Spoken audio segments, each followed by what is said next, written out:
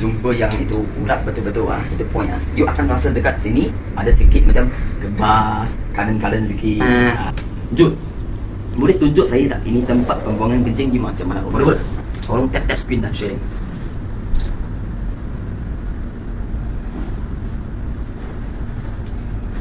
Banyak bagus, dia ada urut sedang ngam. Ini tempat pembuangan kencing, tapi boleh lebih baik. Follower nak tahu tak cara untuk urut ini pembuangan kencing tak?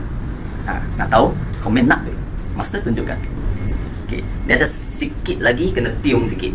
Okey, saya punya kerja adalah kasih you tiung sikit. Itu skru you sudah ikat, tak cukup ketat.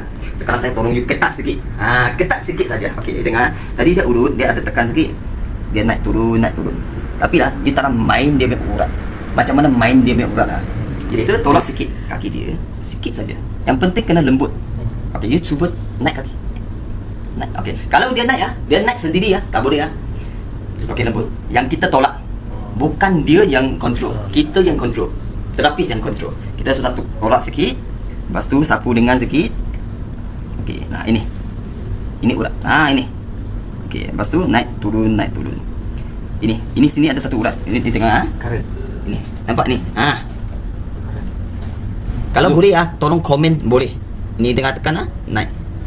Nampak tak ini urat? Ini adalah tempat pembuangan kencing. Okey. Lepas tu sudah tekan 2 kali, kita naik turun. Jangan ini macam hantam saja. Jangan buat macam tu